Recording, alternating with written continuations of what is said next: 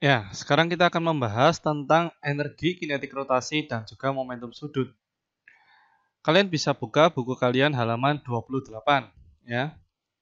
Di sana ada tentang pemecahan masalah dinamika rotasi menggunakan hukum kekekalan energi.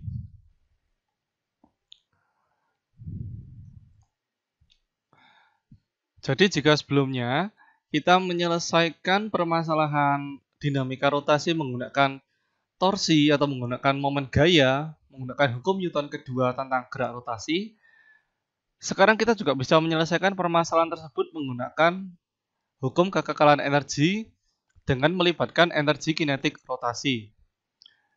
Kita bisa lihat di sini, energi kinetik rotasi untuk benda yang berotasi atau berputar itu dinyatakan oleh EKR, di mana EKR adalah setengah I omega kuadrat. Energi EKR adalah energi kinetik rotasi, I adalah momen inersia dalam satuan kilogram meter persegi, dan omega adalah kecepatan sudut dalam satuan radian per sekon.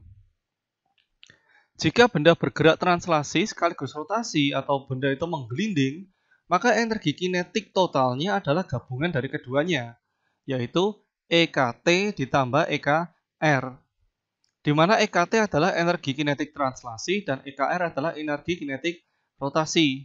Ya, kita sudah tahu kalau EKT adalah setengah mv kuadrat dan EKR adalah setengah I omega kuadrat. Ya, sekarang kita akan melihat penerapan dari hukum kekekalan energi untuk gerak rotasi ya. Di sini ada kejadian sebuah bola pejal dengan massa 2 kg dan jari-jarinya 20 cm dilepas pada bidang miring kasar sehingga bolanya bisa menggelinding ya. Jika bidang miring tingginya 7 meter, tentukan A. Kecepatan linearnya pada saat bola mencapai dasar bidang miring. Kecepatan linear berarti kita mencari V. B. Jarak yang ditempuh bola. C. Kecepatan sudutnya saat mencapai dasar bidang miring. Berarti kita mencari omega. Ya. Kita akan mencoba menyelesaikan soal ini menggunakan konsep hukum kekekalan energi. Baik, langsung saja kita bahas. Dari soal tersebut kita bisa menggambarkan kalau ketinggian bidang miringnya adalah 7 meter, massa bolanya 2 kg, jari-jari bolanya 20 cm, dan bola ini menuruni dari atas ke bawah.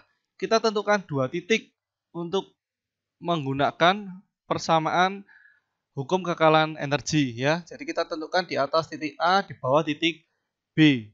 Karena hukum kekekalan energi itu selalu bicara tentang dua titik ya. Nah, sekarang kita lihat pertanyaan yang A adalah kecepatan linearnya saat bola mencapai dasar bidang miring. Pertama-tama kita tentukan energi mekanik pada kedua titik ini ya. EMA sama dengan EMB. Di titik A, energi mekaniknya ada EPA. Di titik A karena bola dilepaskan, maka di sana dia tidak memiliki kecepatan awal sehingga VA-nya 0, omega A-nya juga 0. Kalau VA-nya 0, berarti EPA-nya juga, EKA-nya juga 0. Demikian juga omeganya 0, berarti EKA rotasi, yang tadi EKA translasi, semuanya 0.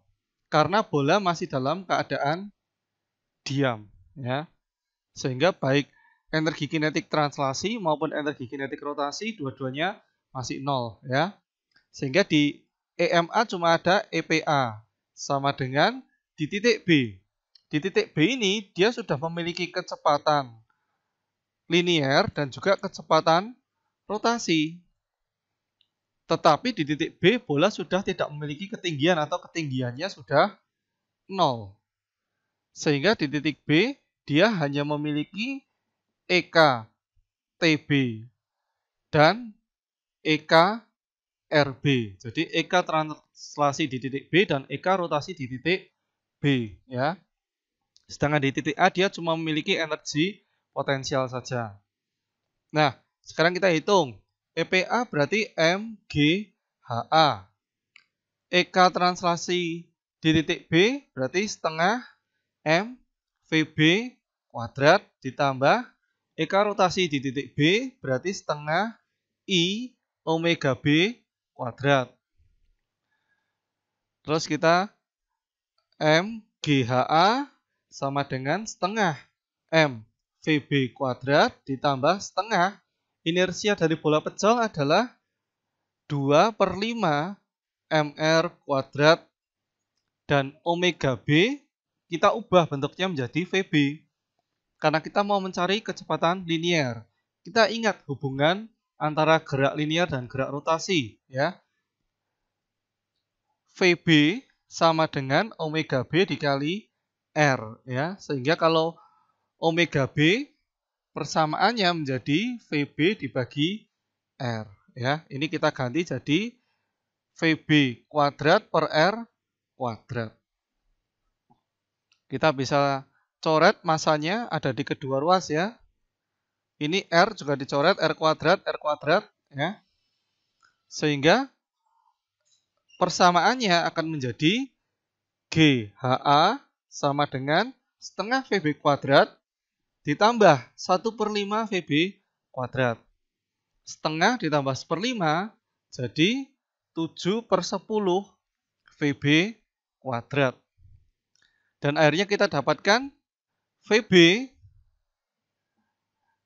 sama dengan akar dari 7 10/7 GHA ya. Itu persamaan VB-nya atau kecepatan linier bola di titik B di dasar bidang miring ya. Kita hitung. Berarti ini yang A ya. Berarti jawabannya VB sama dengan akar dari 10 kali 10 kali 7/7. Akar 100 berarti 10 meter per sekon ya. Nah, berikutnya yang B. Yang B ditanyakan jarak yang ditempuh bola. Kalau kita lihat di sini, bola ini menempuh jarak sejauh S. Anggap aja seperti itu, S ya. Dan kalau kita lihat hubungannya, sin dari 37 di sini adalah HA per S. Depan dibagi miring ya, sehingga sin 37 sama dengan HA per S. S sama dengan HA dibagi sin 37. Berarti 7 meter dibagi 3/5 ya. Dan akan kita dapatkan hasilnya adalah 35 dibagi 3 atau 11,6 meter ya. Nah, yang C. Yang C adalah kecepatan sudutnya saat mencapai dasar bidang miring. Kecepatan sudut adalah omega tadi ya. Ini ya. Omega ini. Omega sama dengan VB dibagi R. Sehingga VB-nya adalah 10, R-nya adalah 0,2, 20 cm dalam meter 0,2 ya. Sehingga kita dapatkan hasilnya adalah 50 radian per sekon. Ya, seperti itu penerapan dari gerak rotasi yang diselesaikan menggunakan hukum kekekalan energi. Sekarang kita akan membahas tentang momentum sudut. Kalian bisa buka buku kalian halaman 33 ya. Apakah momentum sudut itu? Momentum sudut dalam hal ini analog dengan momentum sudut linier yang kita pelajari saat kelas 10 ya. Jadi momentum sudut didefinisikan sebagai hasil kali antara momen inersia dengan kecepatan sudut. Momentum sudut merupakan besaran vektor. Besar momentum sudut dirumuskan dengan L sama dengan I dikali omega. Dengan L adalah momentum sudut, satuannya kilogram meter kuadrat per sekon, I adalah momen inersia, dan omega adalah kecepatan sudut. Nah, kalau di buku paket kita bisa melihat rumus dari momentum sudut tersebut diturunkan untuk partikel, karena partikel ini I-nya adalah mr kuadrat, maka persamaannya menjadi L sama dengan M dikali R dikali V ya. Itu berlaku untuk partikel yang berputar dengan kecepatan V. Nah, sekarang coba kamu lihat halaman 35 tentang hukum kekekalan momentum sudut. Nah, di sana kita bisa lihat jika momen gaya luar sama dengan 0, atau dalam artian jika dalam suatu peristiwa benda yang berputar tidak ada gaya yang membuat dia berhenti atau membuat dia bertambah cepat putarannya, atau tidak ada momen gaya dari luar yang memengaruhi sistem ini, maka berlaku L awal sama dengan L akhir, di mana total momentum sudut sebelum putaran atau pada saat putaran awal itu sama dengan momentum sudut sesudah ya. Misalnya ada dua benda, benda 1 dan benda 2. Masing-masing momentum sudutnya L1 dan L2, di mana isinya I1 omega 1 dan I2 omega 2. Kemudian benda ini entah berpisah atau menjadi satu, sehingga momentum sudutnya berubah. Kita bisa lihat di sini, untuk massa atau momen inersia tentu saja dari kedua benda tidak berubah ya. Tetapi untuk kecepatannya bisa jadi gabungan dari kedua benda atau hasil pisah dari kedua benda tersebut akan berubah kecepatan putarnya ya. Kita akan lihat aplikasinya. Nah, ini adalah penerapan dari hukum kekekalan momentum. Misalnya ada silinder A bermassa 2 kg, sedang berotasi dengan kecepatan 60 radian per sekon. Kemudian ada silinder B, silinder yang lain, yang jari-jarinya sama, tetapi massanya lebih besar, 3 kg. Tiba-tiba digabungkan pada silinder A yang tadi sedang berputar dengan kecepatan 60 radian per sekon. Nah, hasil dari penggabungan dua silinder ini tentu saja akan memengaruhi kecepatan dari gabungan kedua silinder. Yang tadinya silinder A saja berputar dengan kecepatan 60, tetapi setelah digabung dengan silinder B yang awalnya diam, tentu saja gabungan dari keduanya akan menghasilkan kecepatan yang lebih kecil dari 60 radian per sekon. Kita akan coba bahas. Sekarang kita akan mencoba mengerjakan di mana silinder A itu bermassa 2 kg, sedang berotasi dengan kecepatan 60 radian per sekon. Kita misalnya gambarkan, ini silinder A yang berotasi dengan massa A 2 kg, sedangkan kecepatan rotasinya 60 radian per sekon. Kemudian akan digabung dengan silinder B yang jari-jarinya sama, tetapi massanya berbeda ya. Jadi MB adalah 3 kg. Awalnya dalam keadaan diam ya. Omega B ini sebelum digabungkan awalnya dalam keadaan diam. Jari-jari A dan jari-jari B sama ya. RA dan RB-nya sama. Nah, sesaat setelah digabungkan akan ada perubahan kecepatan dari kedua silinder ini. Kita bisa hitung menggunakan hukum kekekalan momentum sudut ya.